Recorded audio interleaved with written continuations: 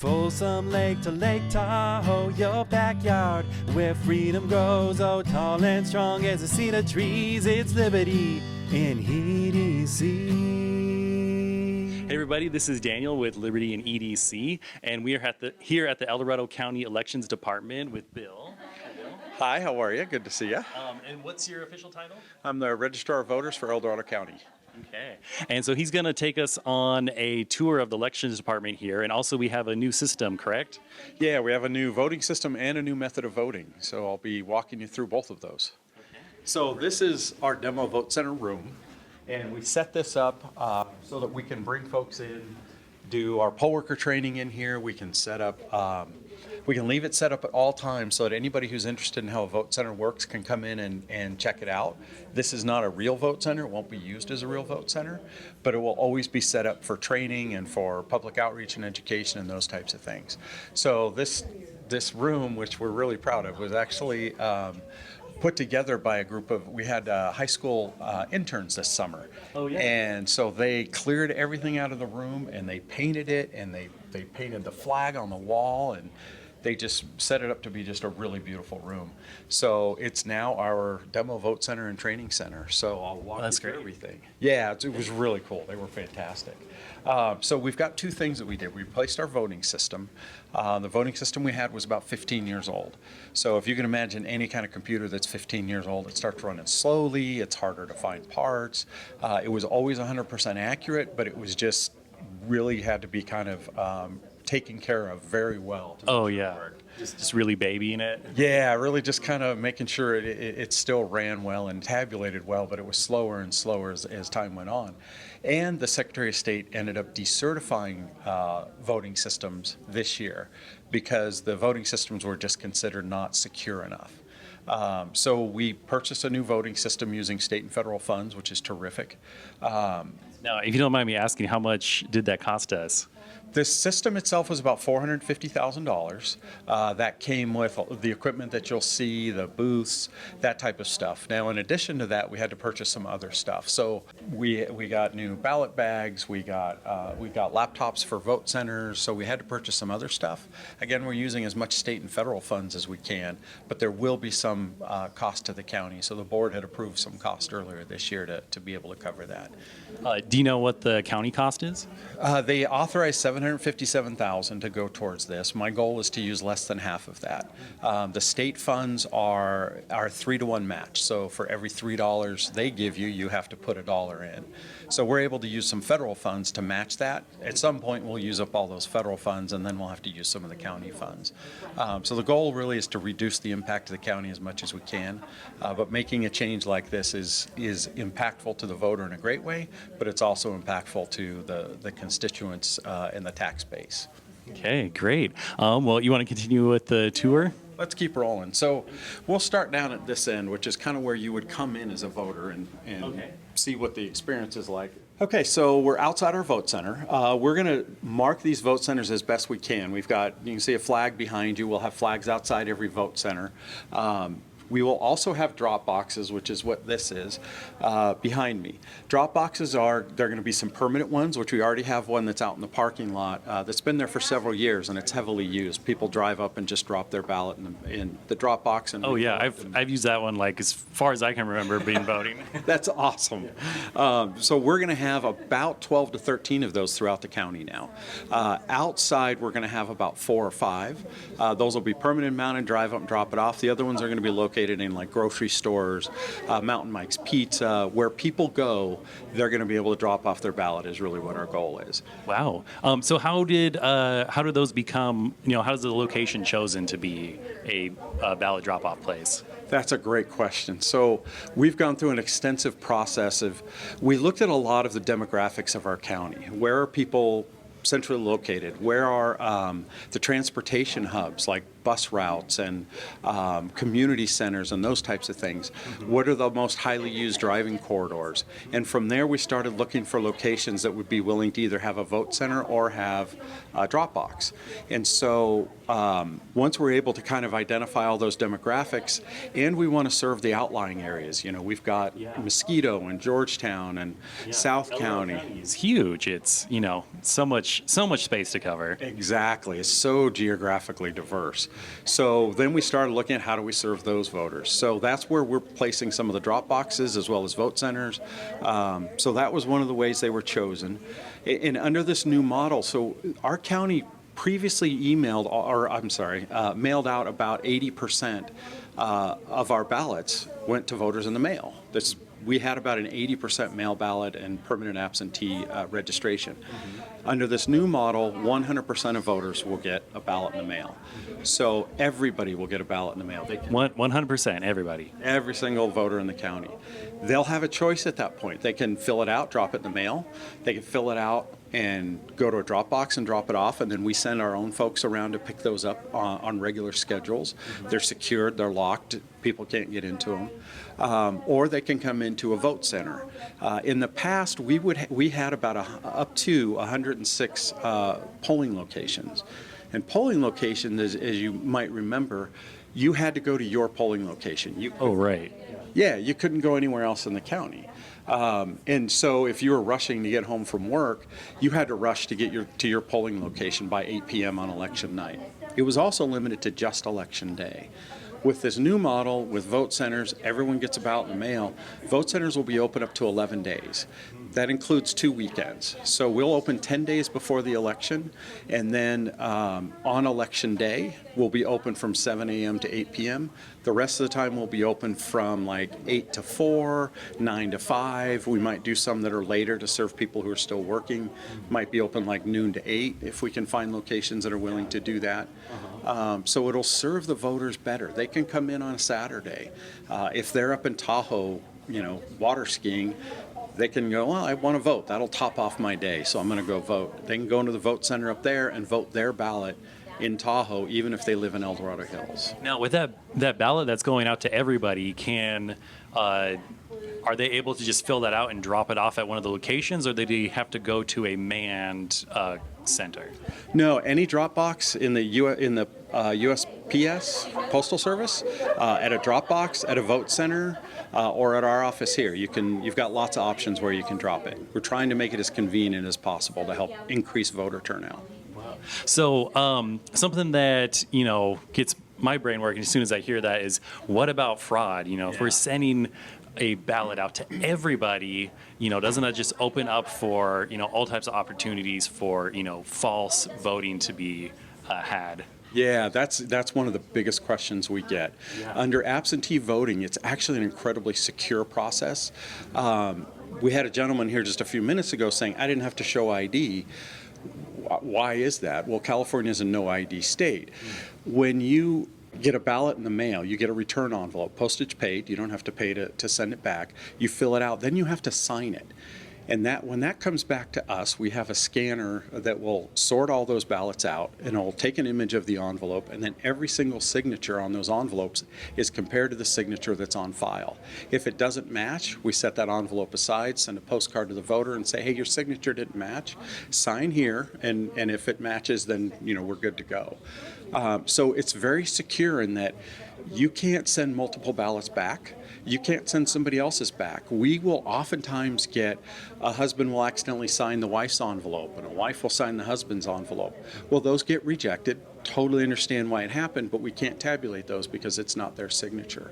Right. So those signatures, those are collected when someone signs up or registers to vote. Exactly. You could come work for us. That's exactly what happens. So when they fill out their voter registration card, they sign on there. That becomes their official signature. Okay. Now, with that too, how accurate is that system? Because, like you were saying, so I'm assuming the husband or wife are forging their loved one's signature in this situation. Have those gone through like forgery tests to see? No. So what happens is there's two processes. One, we have an automatic signature recognition software that's used by banks. You can set the threshold as tight as you want, so it'll reject almost everything. Then every signature that doesn't pass that test and that we still need to verify goes to human eyes. And the people who look at those have been through training through both the state and other organizations on how to recognize signatures and signature patterns. So they look for the swoops. Are they in the right direction? Are the openings too big? Are they going below the line like they usually do? So everyone that verifies signatures has been through signature verification training. So it helps really reduce that opportunity for fraud. And after you've seen 100 signatures, 200 signatures and compared them, you really start to get a sense for what's right and what's not right. So there's a machine that's checking it, and if it comes up like iffy, then it goes to like a human part that's, then checking it, who are professionals in this area? Yeah, it goes to a human, and then even if that human then says, yeah, I'm not sure, they'll reject it, and we'll go into a queue that a second human will look at it. A higher level person who's had even more time and more training and experience will do the final review and make the final decision whether we reject that signature or not. Now, the person who's reviewing that, they don't get to see what this person voted, right? No, not at all. The envelopes, actually, when we get them in, all it does is take a picture of the front of the envelope with the signature area. We don't even open those envelopes until 10 days prior to the election. We're just not even allowed to. By the time we go to open them, we have, at a large election, we might have 35, 40, 50,000. At that point, nobody cares who opened or who voted for who. They're just like, we got to get these ballots out of the envelopes, and we have processes to ensure that they still can't see who it is, the way they hold the envelopes. We're actually getting in new equipment, new machinery that's going to help us open those envelopes, which will make it impossible to really, almost impossible to know how a person voted. So the secrecy of the vote is very important. Yeah. Now, is there any type of record keeping where, let's say there's a certain drop-off box where, a certain, is there a way to find out that, everything that comes from this drop-off box is pretty much, leaning, left or leaning right? Is that something that, people have access to that information? No, that's a great question. Because of the way we handle the secrecy of the vote, once the envelopes get in here, we track where they come from. We track, what drop box they came from or what vote center, just so we know what's being used the most so we can best serve that area. But we don't, once it hits the machine, we don't know where it came from. We don't know what polling place or what vote center or what drop box, whether it came in the mail, whether they hand dropped it. We just run it through the machine and then we start opening them. So we have no idea. We could not tell you demographically, where the parties are in the county or how they vote. Okay. Great. You want to continue on the tour with us? Yeah, let's get rolling. So let's pretend you got your ballot in the mail. You want to come into a vote center and you want to surrender it, or you left it at home and you're like, I just want to vote. No big deal. What makes this system even more secure than the current process is you look a voter up live, real time right here. The system that in every vote center is tied to our voter registration system. So you can see in the system whether they've dropped a ballot off or not. So going from vote center to vote center is pretty much not going to happen. It just can't. So that really enables the people working in the vote centers to have more security and to understand better, who's coming in and voting. Now, is this just El Dorado County or is this across California? It's not totally across California. There was a pilot project in 2018 where 5 counties did this, Sacramento County being one of them. What they saw in their county was an increase in voter participation. They couldn't quite quantify where it's at because there's so many variables in every election, but they did see an increase in voter participation, and they definitely saw a big increase in voter satisfaction between the primary and general of November, in November of 18. So it was really, what do you mean by satisfaction? so they do surveys. They had surveys at their vote centers. So in June, people filled out the surveys and said, yeah, I liked this experience, I didn't like it, this was great, this was not good, and they rated it. They did the same thing in November. They compared the results, and people were happier in November. That was their second election with the new process. So, we think that was part of it. Lots of other reasons. And now with vote centers, as I mentioned earlier, we had up to 106 polling locations. 106 polling locations was over 500 temps. And it was a very large cost to the county to serve 20% of the voters, which is very important. Serve the 20%, absolutely. But they still were limited to go only to their polling place. Under the new model, we'll have 13 vote centers, and then we'll have one pop-up where we're going to, like a pop-up store, but we're going to do it with a vote center at different locations. And so there are fewer, but you're allowed to vote anywhere and for a longer period of time. So there's not a big cost savings there, But that's not what we were looking for. We were really looking for a better voter experience, more opportunities to get people out and give them the opportunity to vote. So you can vote a paper ballot. There are people that's what they want to do is vote a regular paper ballot. Other people, if they want to, can vote on a touchscreen machine, but these are also ADA compliant, which means people with various disabilities from eyesight, limited mobility, et cetera, can vote on these machines using a keypad, their own sip and puff device, whatever they are comfortable using. And what this system does, as opposed to the old system, no ballots are stored electronically. Your ballot is a piece of paper that is printed out, that's tabulatable, and then it goes in the ballot box just like a regular ballot would. So you can vote your ballot and have that piece of paper in your hand to put in the ballot box, and nothing's electronically tabulated. So it's another additional layer of security. Okay, now are these hooked up to any type of network or anything like that? These are absolutely not connected to anything. They're connected to a plug, and that's about it. The only way to get a ballot out of the machine is to vote it on the touchscreen and then take that paper ballot and put it in the box. So no internet connectivity there whatsoever. The system over here is connected to our voter registration system through a secure link, but that doesn't affect votes, doesn't touch votes, even if somebody figured out how to get into the network, which is pretty much, we've been pen tested 1,000,000 times, is pretty much impossible. Yeah. But I won't say totally impossible, because nothing is. They couldn't get to the votes, so the votes are completely secure. Let's say, because you were talking about earlier how, if someone filled in and dropped off one, and then someone came in and tried to vote as that person again, if that person who came in and trying to vote, and you guys find out like, oh no, we already have a ballot for you, is that person retained or turned over to law enforcement or anything like that? Or are they basically just, kicked out? What happens in that situation? That could be really, it depends on the person. If we don't want the poll workers to have to be security guards or sheriffs, because we don't want to put them in that kind of a risk if somebody gets really aggressive or violent. So if somebody comes in and presents themselves as potentially somebody they're not, then we would just handle as delicate as we could, try to get a little information, and then just let them go on their way, and then we would turn it over to the Sheriff's Department and the Secretary of State's office. We have had times where people have voted and then they come to a polling place, they just didn't remember that they'd already sent in their ballot. So here's an opportunity where they come in and you can say, oh, well, you've already sent your ballot in, so you're okay.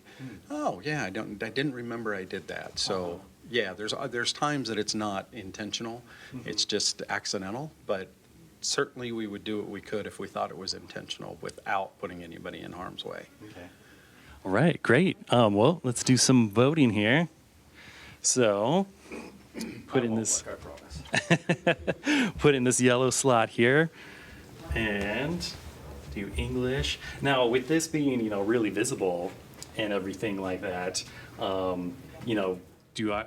In a real election, are these going to be more draped off, or could somebody pretty see easily like what I'm doing over here? So generally, if you're standing here like this voting, people really can't see unless they have an intention to look. And if somebody's looking over the thing like they're cheating in high school chemistry class, we're going to call them out on that. We're not going to allow that to happen. We are looking at other ways that we can block it off even more while still making it accessible, because these are meant to be accessible to voters with disabilities. So they're wheelchair width, wheelchair height, large screen that you can change the text size to larger and smaller. So we don't want to interrupt that process, but we are looking at ways that, can we block it off a little more for the voter? Okay. Great. All right. So we get here and it says official ballot, general election, Western state test, Tuesday, November 6th, 2018.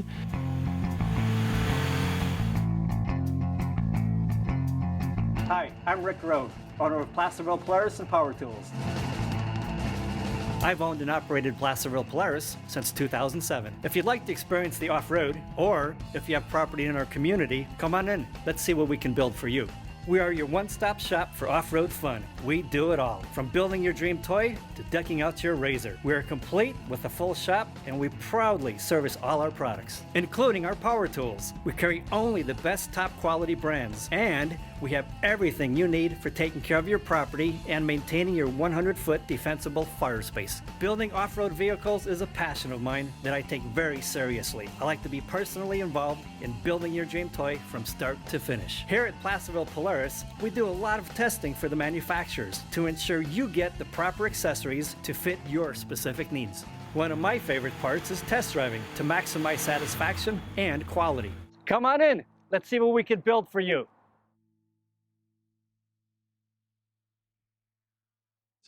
And cast your ballot. Okay. So now it prints out your ballot. The screen will go blank. That card cannot be used again. So once you pull that card out of there, you can try to insert it all you want, and it's going to just say, oh, no, you can't use this one. We'll try it real quick. Already. Oh, there we go. So now we take this and put in the blue box. Yeah, you'll see a picture of which box you should put it in. One shows an envelope and the other shows a ballot. Ballots, okay. This is our warehouse that was reconfigured for this new process. Our ballot sorter there is the machine I was talking about. It'll process up to about 12 to 15,000 envelopes an hour. And then that's the one that takes the images, does the signature recognition, and then uploads it for others to take a look at the signatures. And then you can see the rest of the equipment we have staged out here. We've got mail trays for the mail when it comes in. The different colors denote the different stages of the ballots. So if there's ballots in a yellow tray, that means that it's gone through the machine, but it hasn't been signature checked yet. So people know, don't take them up to the opening station. So we're very careful about keeping all the ballot and envelopes separated. Now, this is one of our classic voting booths over here, right? Yeah, this is our museum. So we've kept pieces from the past, the punch cards, the original punch cards and what they look like, the old voting booths. So all through the generations, each registrar has kind of held on to the stuff that they inherited. And we've got an old roster, voting roster that's been around for a long time. The pages have all been preserved. It's really pretty cool. So yeah, this is kind Very cool. of a little touch to the history. Yeah, that is awesome. I really like that. Okay, you want to show us the rest of these machines and stuff over here? Yeah, so at every polling location, one of the things that everyone is very concerned about is with these power outages is what's going to happen at the vote center. So some of the things that we're working on, we've got UPSs, which are battery backups for the vote centers. Those battery backups will allow the touchscreen devices to run for a certain period of time. Then we're also looking at providing either the same thing or generators for the rest of the equipment for the voter registration system. So what we want to do is ensure that if there is a PG&E power shutoff, or there's another great winter and the snow cuts power somewhere, that we're still able to run and operate. Now with those UPSs, those will probably only last for an hour or so before you'd have to get a more serious replacement in there in the case of a power outage? Yeah, I don't recall that, but there's a requirement in the state, and I believe it's 2 hours. So the touchscreens themselves have batteries, so they'll continue to run. And then the UPSs will just power the printers. And I believe it's 2 hours that they'll run for. Then, of course, the laptops will run for a couple of hours. But then we've also got our connectivity that we need to make sure is up and running.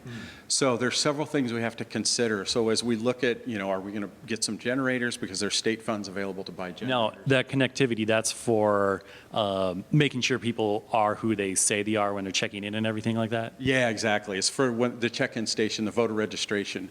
That system connects to our system here in this building so that they have that live update. So we want to keep that process going.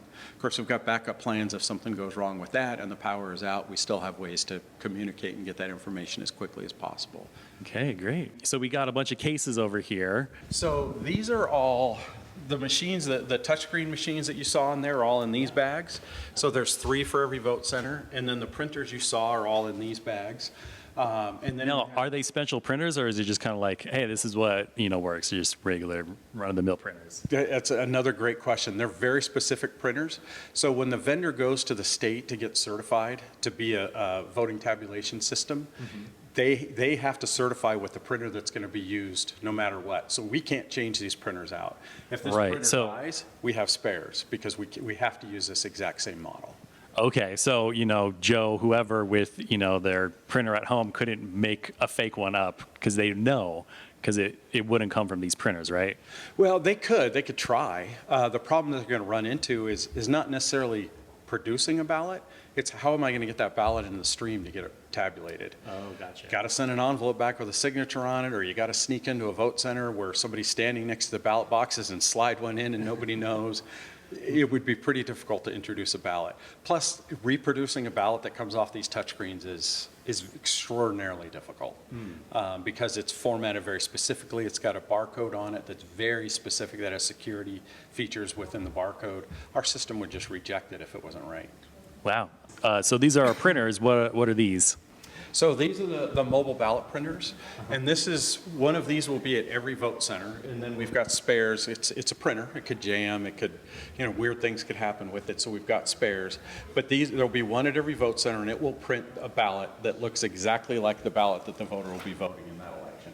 Okay, so this is the hand ballot. Yeah, if somebody wants to vote on paper, then their ballot would print out of this machine.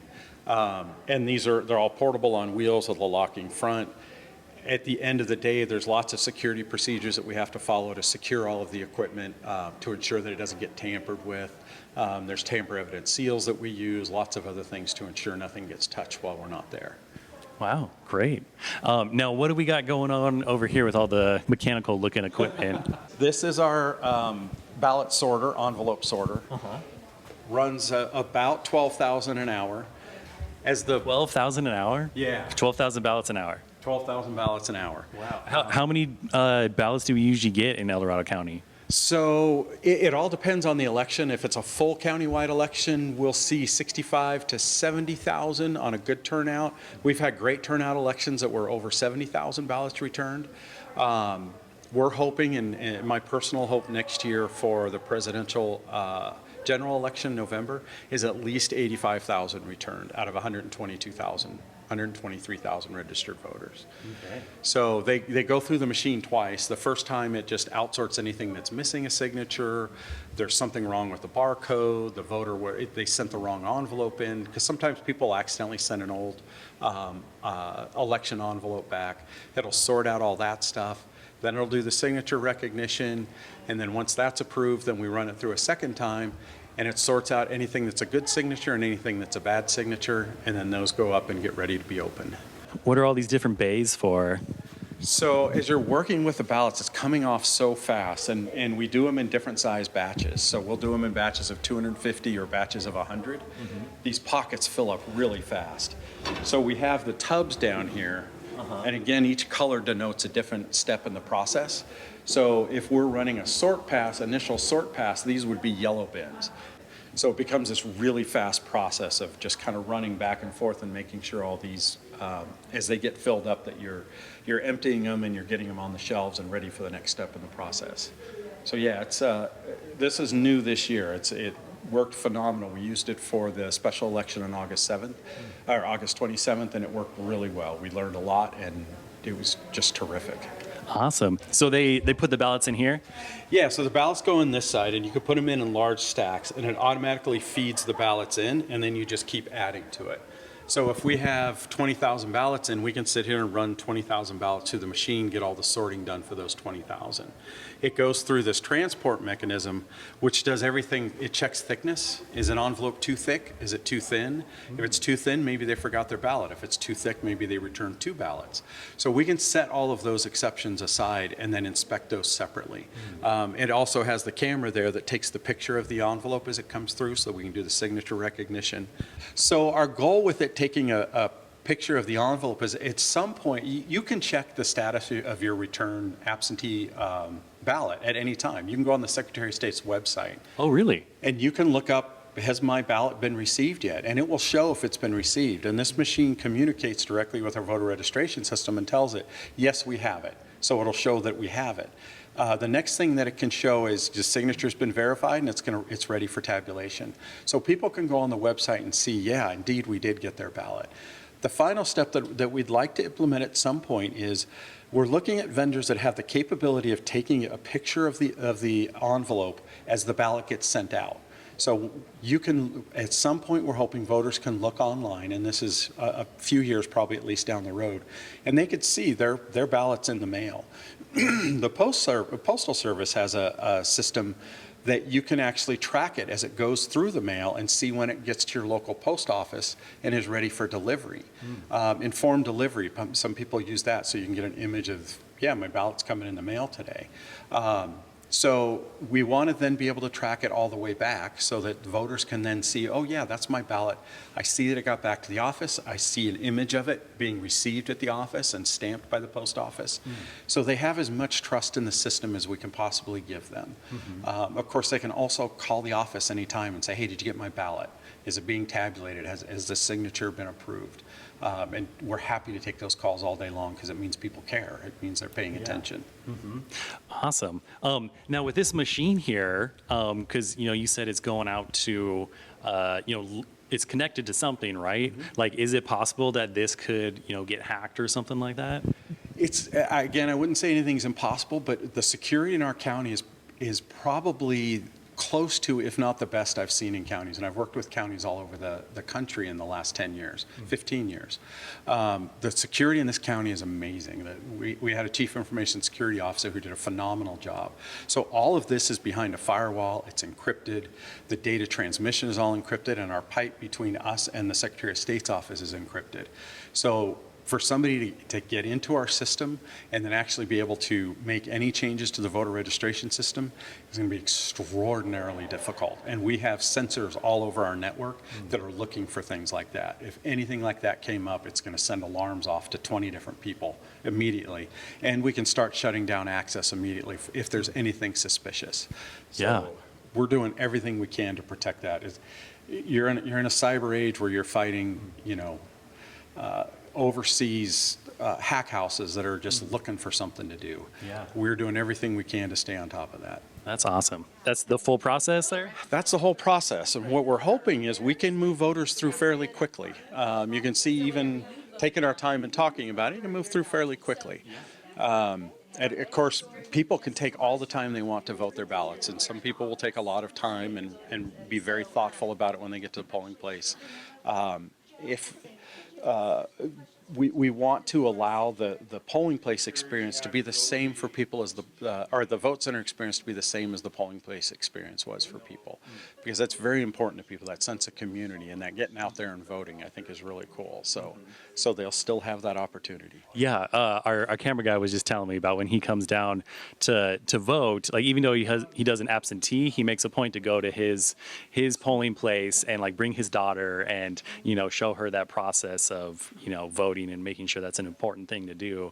So that's really cool that we're keeping that tradition there and that sense of community. Yeah, that's so awesome. And that's one of the things that we're hoping to be able to implement for March is what's called Adopt a Vote Center. And it's where community service organizations will pick a vote center and they'll say, we'll take that vote center for the 4 days.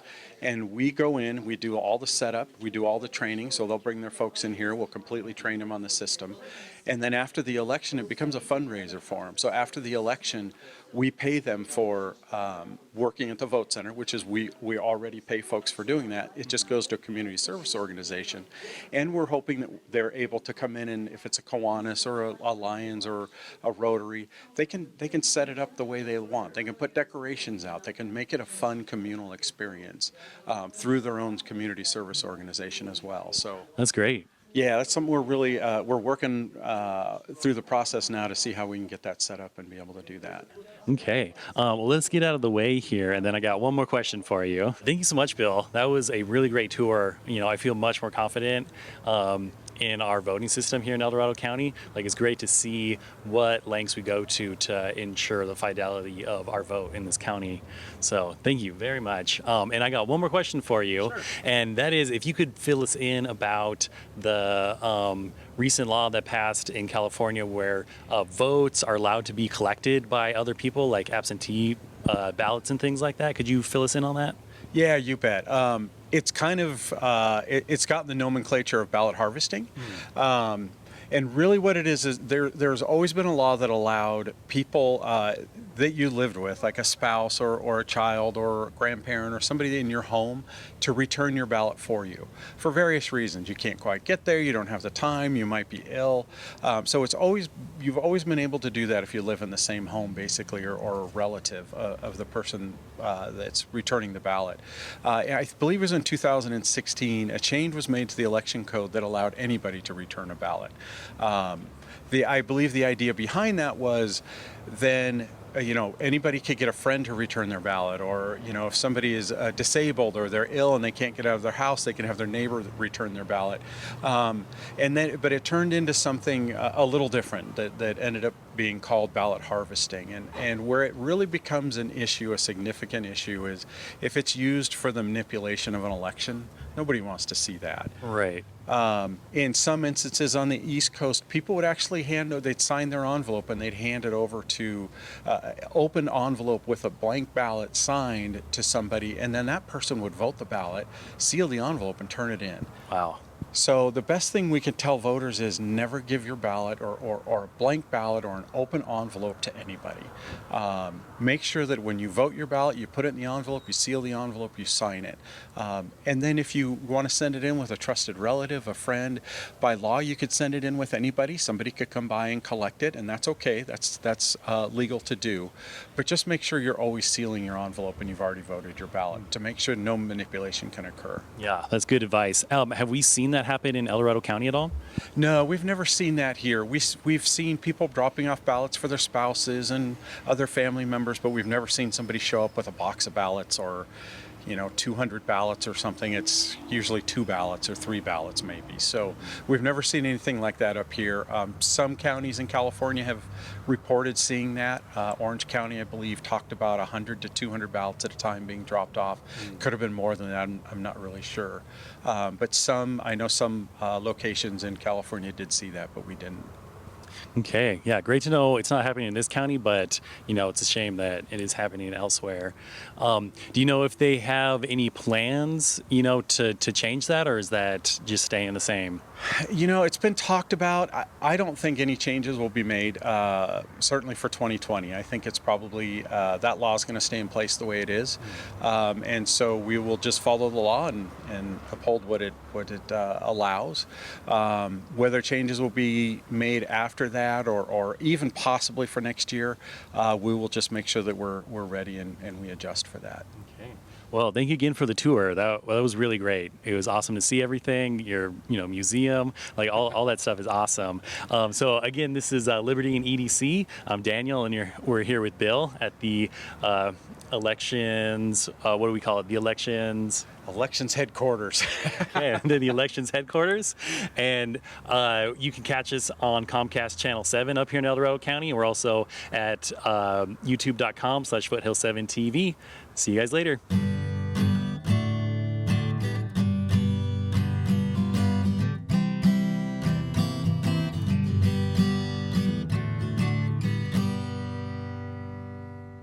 My name is Jeff Gutierrez, one of the owners of True Value Hardware on Missouri Flat Road. My parents are the original owners and bought the store 36 years ago. I grew up in the business and had my first day at 12 years old. The first customer I went up and asked for help, he said, "Yeah, go get someone older." I still get that response today, but now it's a compliment.